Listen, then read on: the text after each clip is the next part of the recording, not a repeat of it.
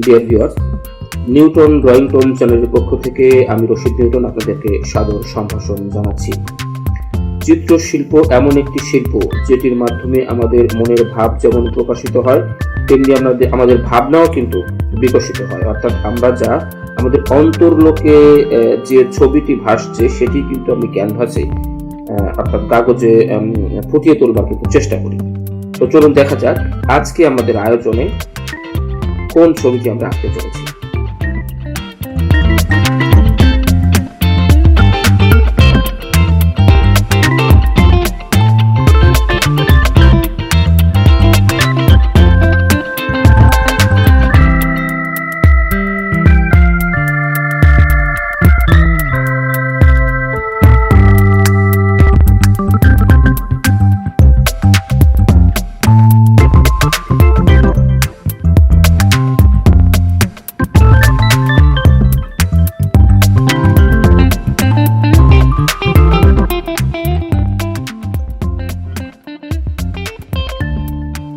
ছবি আঁকার কিন্তু কিছু নিয়ম কানুন রয়েছে। অর্থাৎ যারা জাজ শিল্পী তারা কিন্তু আসলে তাদের ভেতরের প্রতিবিম্বটাকে কাগজে ফুটিয়ে তোলার চেষ্টা করে, তাতে একটি সুন্দর ছবি হয়ে যায়। তবে কিছু নিয়ম কানুন কিন্তু রয়েছে, আর্টেরও কিন্তু কিছু গ্রামার রয়েছে।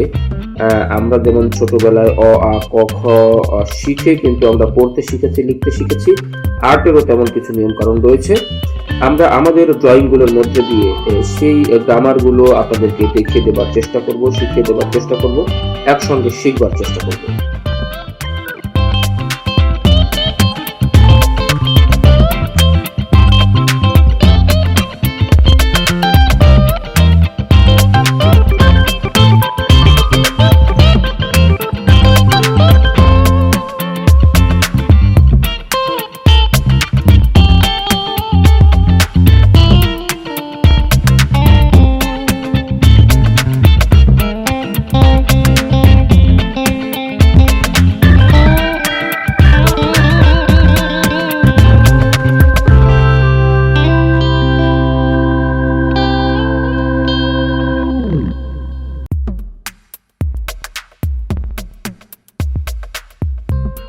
ডিয়ার ভিউয়ার্স, ড্রয়িং এমন একটি শিল্প, অর্থাৎ চিত্রাঙ্কন এমন একটি শিল্প যার মাধ্যমে আমাদের প্রতিভা যেমন বিকশিত হয়, প্রকাশিত হয়, তেমনি আমাদের ভেতরের যে একটি আকুতি, অর্থাৎ মুখের ভাষা ব্যবহার না করেও পেন্সিল, পেন বা রং তুলিতে যে মনের ভাব ব্যক্ত করা যায়, এটি কিন্তু ড্রয়িং এর একটি অন্যতম বৈশিষ্ট্য।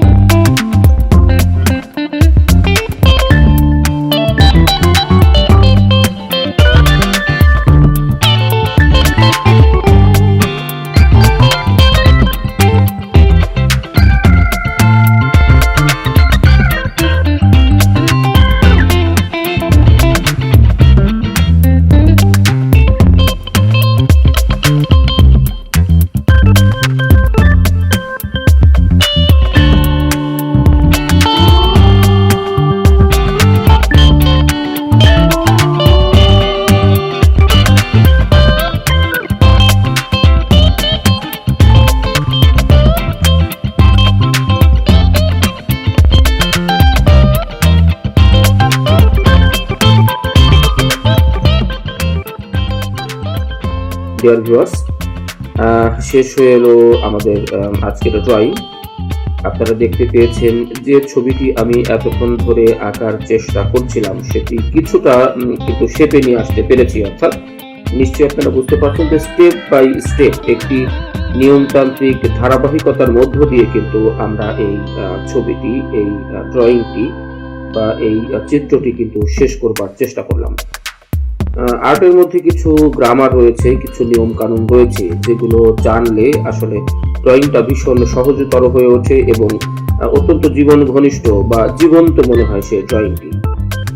তো আপনাদের কেমন লাগবে জানি না। যদি ভালো লেগে থাকে লাইক কমেন্ট করে আমাকে উৎসাহিত করবেন।